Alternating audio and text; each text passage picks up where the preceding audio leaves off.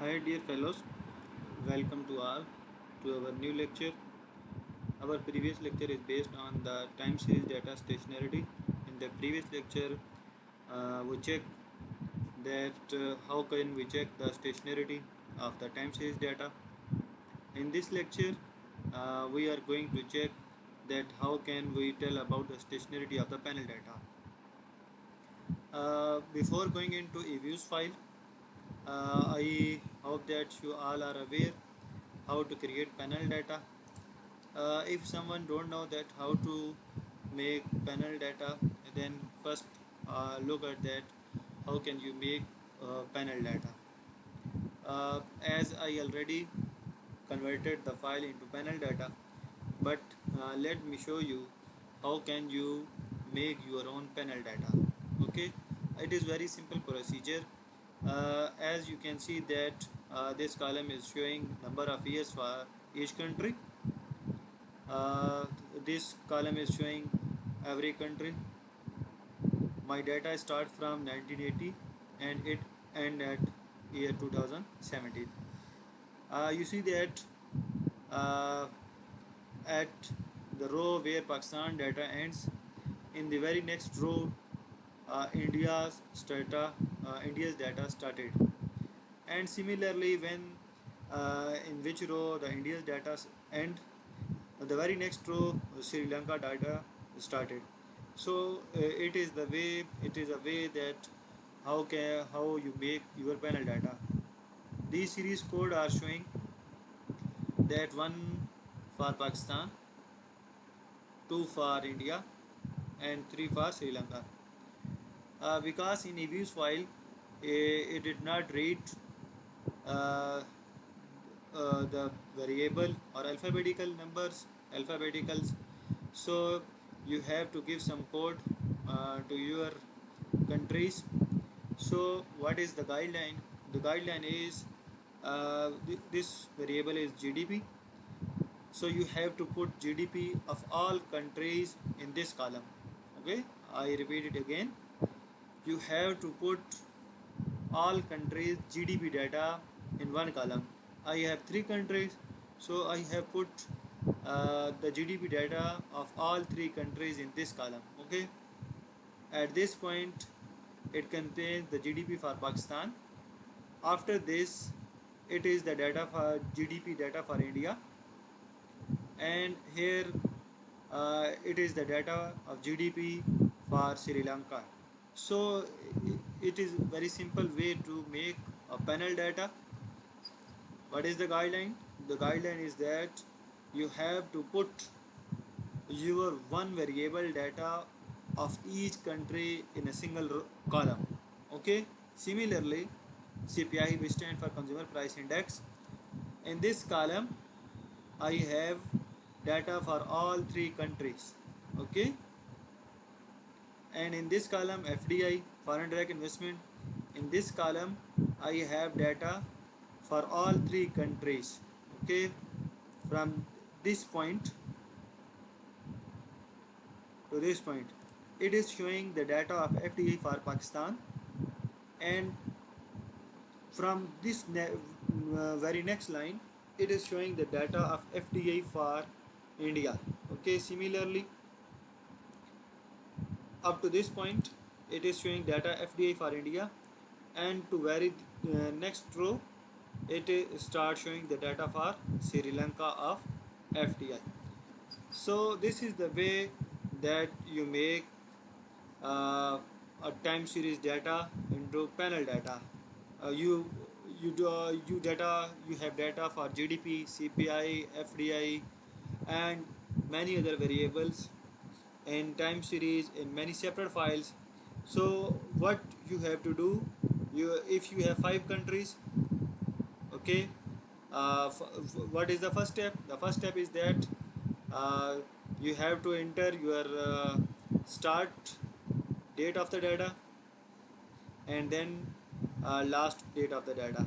Similarly, after this, again put the start and end date of the data for this country, and again put the start and end date for the third country. If you have more countries, similarly you can do it by yourself. and then give some series by your own choice. And what is the last step? The last step is that uh, bring the data of each variable into one column. Okay, like I do, I do the GDP of all these three countries, Pakistan, India, and Sri Lanka. I put them into one column. Okay, so this is the way that how can you convert data, simple data, into the panel data. Okay, now I hope that you understand that how to convert data into panel data. After converting, after making the panel data, copy this all data, copy, then open EViews, go to file, new work file, as we have annual data, and in this column select balanced panel data, as we have now panel data. So click on this option. Here write your start and end date of the data, and in this column it is asking you about how many number of cross section you are. So I have three countries, so I have three cross section. If you have four countries, then you have to write here 4. If you have 5 countries, then you have to put here 5. As in our data, our data contains 3 countries, so I am going to write here 3. Then I press OK. Okay. Then go to quick, empty group, and paste your data here. Okay. There is one another method to bring your data. As I mentioned earlier, that there are separate different methods that how can you put data into Excel file from to EViews file. Go to import from here, click on import from file, and give it address that where your file is saved. Okay, it is another method, but I am going to for the shortcut method. You can adopt any method which is suitable for you. So now we are going to check the stationarity of the data. So let's suppose we are going to check, we want to check the stationarity of this variable, which is FDI. So double click on it, go to view, go to unit root test. Okay, uh, stay with these automatic settings, don't change these, as there is no need to change them. So when you go to the this option, it will you show some different kinds of test. If you click on summary, the summary gives you the result of all these tests. Okay, when you click on summary, the summary will give you the result of all these tests, but the summary did not include the result of this test. We will use this test when some of these tests are telling that our variable is stationary,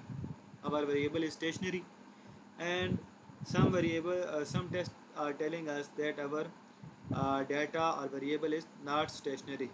So in this case, when some are telling us that our data is stationary and some tests are telling us that data is not stationary, then in this case we move to the Hadri test. So first we check what the summary tell us and what these 4 tests tell us. Okay, I am going to click on summary and click OK. So here you can see the results. Okay, as I told you earlier that the summary will give us the result of all these tests. So here you can see that this result for Levin-Lin-Chu test, Parasan, ADF, and Fisher and PP Pisaran test. Okay, so What is the uh, null hypothesis? The null hypothesis: H naught data or variable is not stationary. And what is the alternative hypothesis? H1 data is stationary. So what is the guideline or rule of thumb?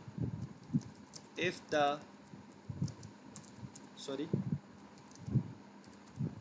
if the probability value is less than 0.05, then we have to reject the null hypothesis. Okay, and if the p value is greater than 0.05, then we have to accept the null hypothesis. Okay, what is the rule of thumb or guideline? If the p value is less than 0.05, we have to reject the null hypothesis.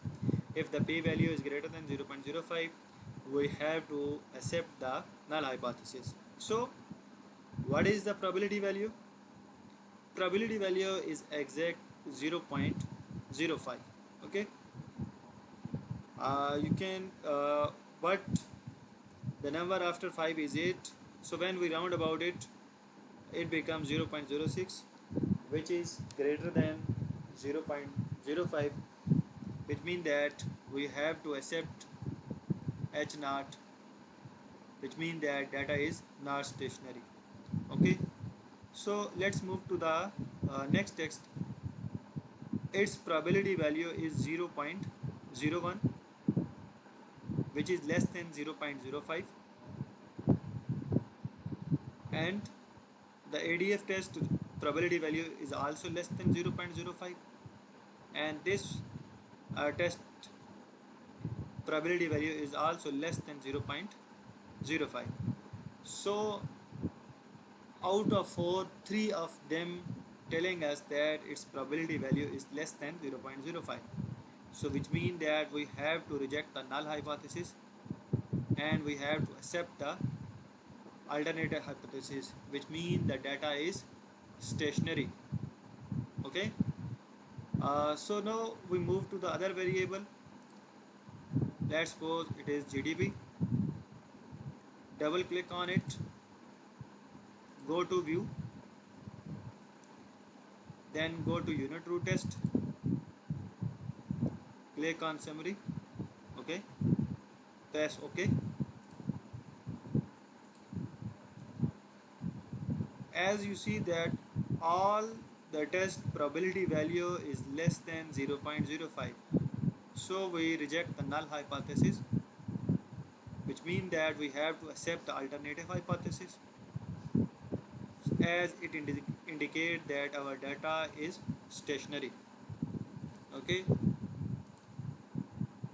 let's do it for the last variable, which is GCF, gross capital formation. Double click on it, then go to view, go to unit root test, summary, then press OK. Okay, uh, in this result, Levin-Chu test probability value is greater than 0.05, which means that you have to accept the null hypothesis, which means that data is not stationary. But if we look at these three test probability value, these probability value is less than 0.05.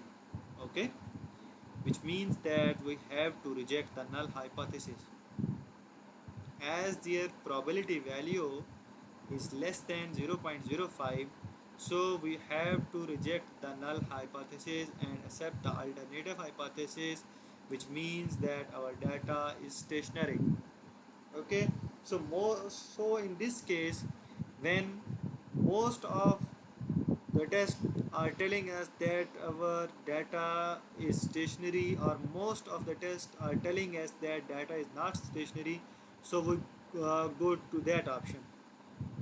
As I told you that in unit 2 test, all in summary we can see the result of all tests, but we cannot uh, see the result of Hadri test. Hadri test is used when uh, from these four tests, two are telling us that data is stationary and two are telling us that data is not stationary. So in this case, we go to the Hadri test, and test finally tell us that what we have to do. Okay, so let's suppose these two tests, Pisaran and Levin-Chu, are telling us that our data is not stationary. For example, okay, and these two tests, ADF and Pesaran test, are telling us that our data is stationary. These two are telling us data is not stationary. These two are telling us that our data is stationary. I am taking just for an example. Okay, don't look at these values. So in this case, we have to go for Hadri test. Okay, so go to view, unitary test.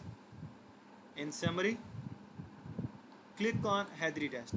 So this time it will give you only Hadri test result. Okay, then press on OK. So here are the result for Hadri test. Okay,